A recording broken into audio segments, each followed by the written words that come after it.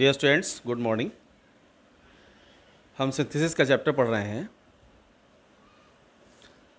तो आइए, उसमें हम फर्स्ट पढ़ रहे थे सिंपल सेंटेंस बनाना।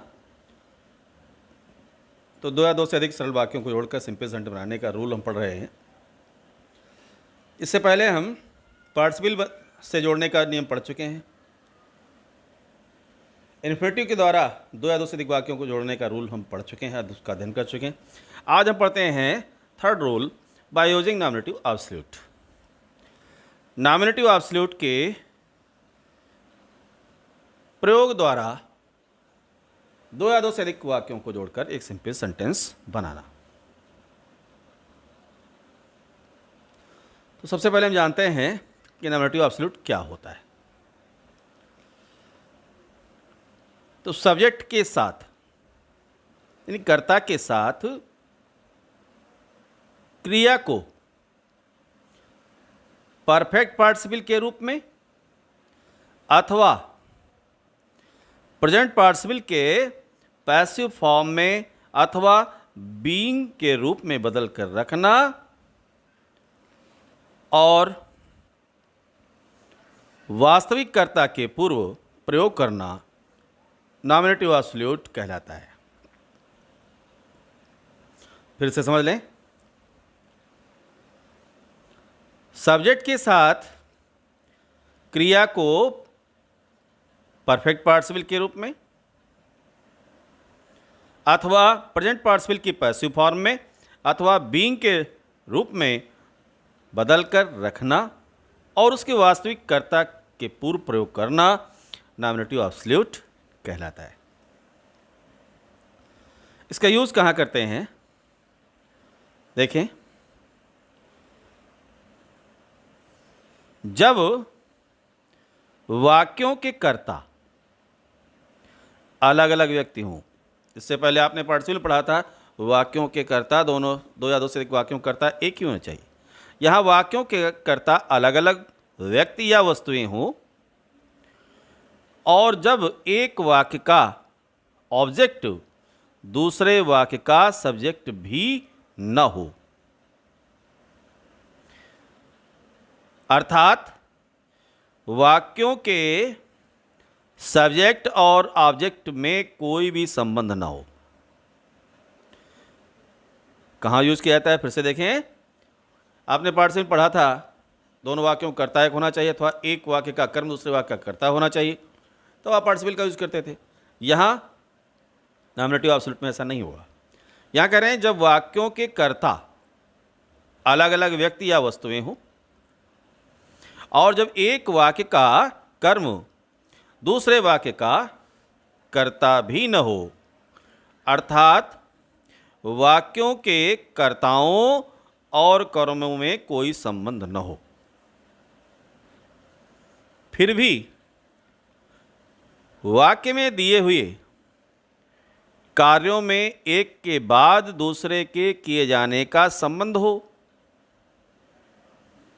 संबंध में क्या होना चाहिए, वाक्यों में दिए हुए कार्यों में एक के बाद दूसरे के किए जाने का संबंध हो, तो वहां नॉमिनेटिव एब्सोल्यूट का प्रयोग करते हैं।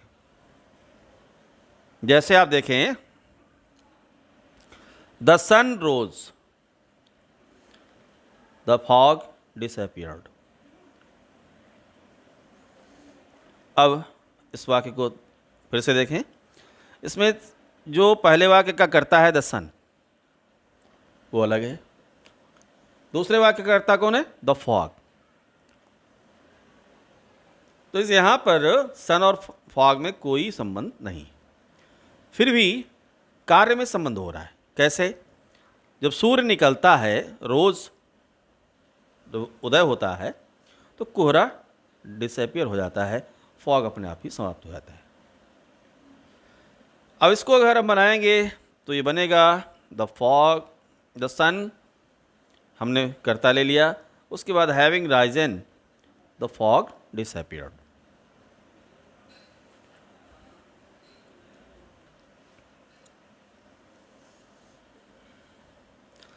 एक सेंटेंस और देखें, the bus was punctured, we had a taxi. अब यहाँ पे हो गया, इसको हमने जब बनाया तो द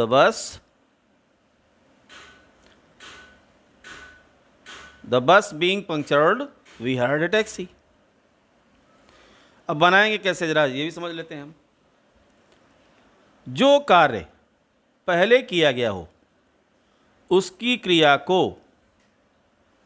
परफेक्ट पार्टिसिपल में अथवा प्रेजेंट पार्टिसिपल की पैसिव फॉर्म में अथवा बीइंग में बदल कर रखना, और उससे पहले उसके कर्ता को भी लिख देते हैं, और फिर अन्य शब्दों को लिखकर दूसरे उपवाक्य को जोड़ देते हैं। इसमें करना यह होता है, जो कार्य पहले किया गया हो उसकी क्रिया को परफेक्ट पार्टिसिपल में बदलेंगे, अथवा प्रेजेंट पार्टिसिपल की पैसिव फॉर्म बदलते हैं, अथवा बीइंग में बदलते हैं, और उससे पहले उसके कर्ता को भी ले लेते हैं, अन्य शब्दों को लिखकर अगले वाक्य को जोड़ देते हैं। नेक्स्ट टूल, यदि पहले किए हुए कार्य की क्रिया एक्टिव वॉइस में हो तो उसे प्रेजेंट परफेक्ट पार्टिसिपल में बदलते हैं। यदि पहले किए हुए कार्य की क्रिया एक्टिव वॉइस में हो तो उसे परफेक्ट पार्टिसिपल में बदलते हैं। परफेक्ट पार्टिसिपल हमने आपको बताया था हैविंग प्लस वर्ब की थर्ड फॉर्म, तो परफेक्ट पार्टिसिपल में बदलते हैं। और यदि वह क्रिया पैसिव वॉइस में हो तो क्या करते हैं हम, तो प्रेजेंट पार्टिसिपल की पैसिव फॉर्म में बदलते हैं, यानी कि बीइंग प्लस वर्ब की थर्ड फॉर्म में बदलते हैं। और यदि वह क्रिया केवल इज, एम, आर, वाज या वर हो तो उसे बीइंग में बदल कर रखते हैं। अब देखते हैं, एग्जाम्पल लेते हैं। जैसे the sun rose, the fog disappeared, ये उदाहरण हम पहले बता चुके हैं। तो यहां देखिए रोज क्रिया जो है वो क्या है, एक्टिव वॉइस में, इसलिए द सन को लिखा गया और द सन के बाद में हैविंग राइजन लगा दिया गया, यानी परफेक्ट पार्टिसिपल का प्रयोग किया गया, कॉमा लगाकर दूसरे सेंटेंस को जोड़ दिया, द फॉग डिसअपीयर्ड। इसी तरह एक वाक्य देखें, the bike was punctured, we had a taxi. अब यहां जो कार्य पहले हुआ है बाइक के पंक्चर होने का, यह क्रिया पैसिव वॉइस में है, तो यहां हमने प्रयोग किया द बाइक बीइंग पंक्चर्ड, यानी बीइंग प्लस वर्ब की थर्ड फॉर्म का प्रयोग किया और कॉमा लगा के दूसरा सेंटेंस जोड़ दिया, we had a taxi.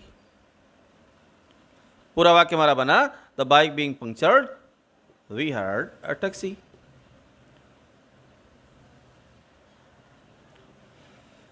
Note, यदि 3 या 3 से अधिक वाक्यों को जोड़ना हो तो अंत में किए हुए कार्य की क्रिया को ज्यों का त्यों रहने देते हैं, और अंतिम कार्य करने वाले वाक्य के अतिरिक्त सभी वाक्यों की क्रियाओं को नॉमिनेटिव एब्सोल्यूट में बदलते हैं और उन्हें एंड तथा कामा लगाकर जोड़ देते हैं। जैसे the siege was over, the enemy withdrew, the city opened its gates, its trade and prosperity rapidly revived. अब देखिए कितने सेंटेंस इसमें हो गए। पहला सेंटेंस है द सीज वाज ओवर, घेराबंदी समाप्त हो गई। द एनिमी विथड्रू, शत्रु ने समझौता कर लिया। The city opened its gates, शहर ने अपने द्वार खोल दिए। इट्स ट्रेड, इसका व्यवसाय, इसका व्यापार। रैपिडली रिवाइव्ड, शीघ्रता से पुनर्जीवित हो गया। अब इसको हमने बनाया है, देखें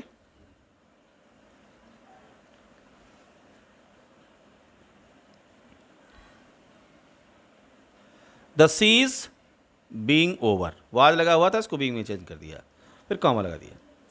the enemy having withdrawn and city having opened its gates, comma लगा के हमने अंतिम वाक्य जोड़ दिया, its trade and prosperity rapidly revived. पूरा सेंटेंस हमारा बना, the siege being over, the enemy having withdrawn and the city having opened its gates, comma its trade and prosperity rapidly revived. तो ये हमारा नियम था बाय यूजिंग नॉमिनेटिव एब्सोल्यूट। इसके आगे हम नेक्स्ट वीडियो में अध्ययन करेंगे